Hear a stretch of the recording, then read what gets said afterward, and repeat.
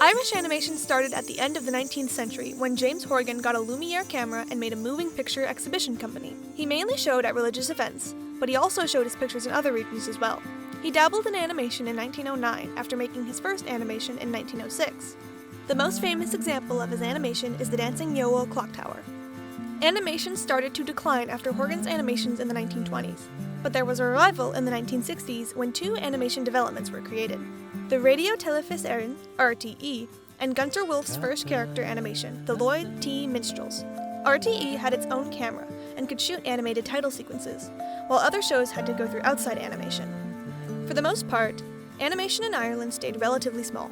It was mainly advertising and European countries commissioning Ireland to make animated programs or shows. This would have been the fate of animation in Ireland if it weren't for the government. In 1983, the Industrial Development Authority, IDA, saw the flourishing animation industry in Ireland and decided it could be a good business if it had many, mostly skilled artists in it.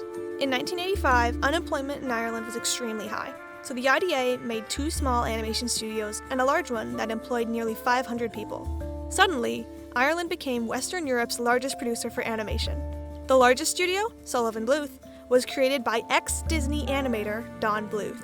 Bluth made many movies at Sullivan Bluth, two of which outperformed Disney at the box office, An American Tail and The Land Before Time. Sullivan Bluth was mainly comprised of American animators and managers, but after 11 years of production, Bluth passed many animation skills to the local staff.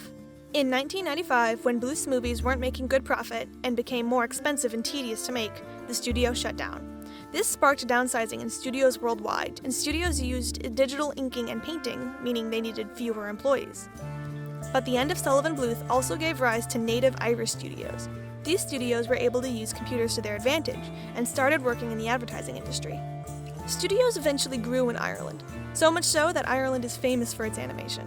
Some of the most well-known studios are Brown Bag Films, Boulder Media, and Cartoon Saloon.